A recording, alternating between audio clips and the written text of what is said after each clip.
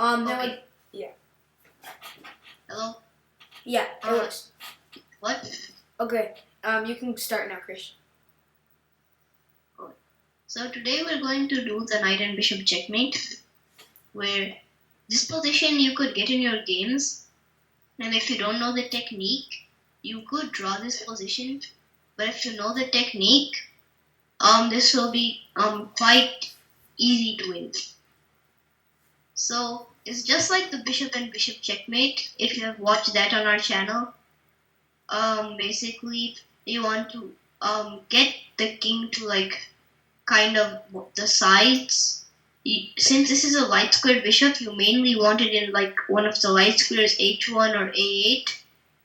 But to start, it will probably try to go to h8 or to a1, so that this bishop is light squared. So that won't work out, and then we need to work our way to a8. So the first step is to get it to like the edge of the chessboard. So we start with king d2.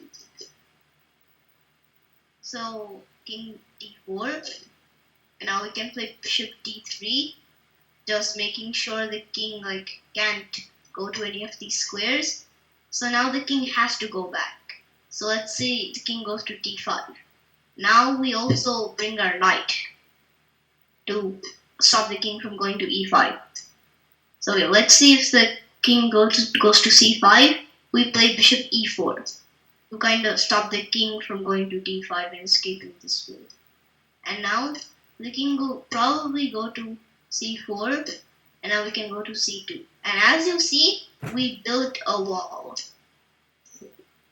because the king can go to d5, d4, or d3. Like the king can't go to any of these squares. So king c5, king c3, and now king d6. And now, since the king like went back, we take the opposition. And now king e6. And now we can play knight e5. And now king f6. And now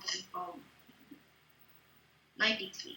Because what we're doing is basically trying to get the knight to f4. And we're also stopping if the king ever goes to g5. The king can't like run this way. So king g5, king e5, and now since the knight's on d3, you can't like run this way. Also because of the king. And now king g4, and now king f6, because we still have like a wall. So king g3, king f5, and we're like making it smaller because we're still controlling everything with this. So king h4, and now king f4 here, and now we play knight e5. And as you see, we have successfully gotten the king to like the edge of the chessboard. And now, so king h6, and now you think the king's escaping, but we play king f5. King g7, the king's about to escape, but we play knight g6. And now the king tries to escape this way, but we play bishop c6.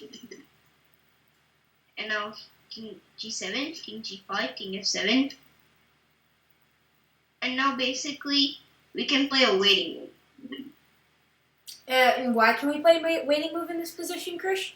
Oh, sorry, maybe not bishop b5 actually, because you don't want to let the king like run out here.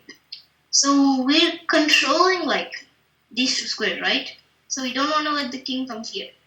If king f5 is king g7, and then it's like basically a repetition. So what we want to do is we want to play bishop d7 to stop the king from coming to b6. So as you see the wall, right? Mm-hmm. So the king can't come there. Oh, so king g7, and now we play bishop e6. And after king h7, king f6, king h6. Now here comes the actual part. So is this a crucial position that you would try to get into for if you're white? Yeah. So basically, as you see, the king is close to the darker corner, and we have a light squared bishop, and we want to get the king to h1 because that's matches the color of the bishop. To do that, we stop the king from coming closer to the dark squared corner. And now king f5, and now basically this knight is going to do a W. Like the W is kind of like this. The knight's, as you see, this is like kind of looks like a W. And the knight's not gonna move from this W. So we play knight e5. If they play king h6 here, we give this check. And now they're forced to come here and here and here. And then if they go to h5, we just give this check. And then here, and now basically, as you see, we can play a waiting move here. Because we can't really do anything else. Because we're like waiting for the king to come to h3. So we play bishop g6, king h3, knight e3, king h2, and yeah. In the other one, I showed if the king moves up. As you see, we give this check as I showed you guys. But let's say what happens if the king comes down and you're like, oh, what do I do now? So, and now you play king f3 instead of giving knight g2 check, which would have worked if the king was on h4. Okay. Now, if the king comes up to h3, we stop the king by playing knight g2. If the king comes up, we stop the king, and then we play king f2 and bishop f5. So that line is and now like if they go up, we check a waiting move in here, and that's just checkmate. But let's say so here they decide to go like down here. So now what do you do?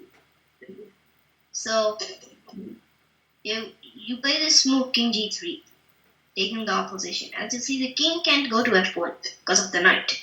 So the king has to go to h1. And now you play knight g2, king g1, and you want to stop the king from going to f1, so you use the bishop. And now the king goes h1 as the only option. And now you play knight f4. King g1, you give this check, the king can't go to f1, king h1 is the only legal move, and now bishop e4 is a checkmate. So now, yeah. So here, as Chris said, so the main ideas are to basically force the king onto the edge of the board. And Chris showed you this one position. Chris, can you go back like a couple of moves, like a little more? So a little more, just a little more. So this is a crucial position that you want to get into if you're white. So this is the position that's going to win you the game.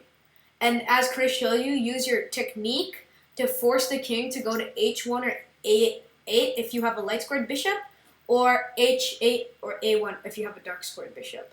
Yeah, and especially the W. If you know how to make the W, you're basically gonna win the game.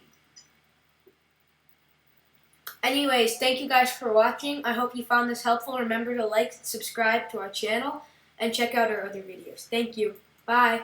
Bye.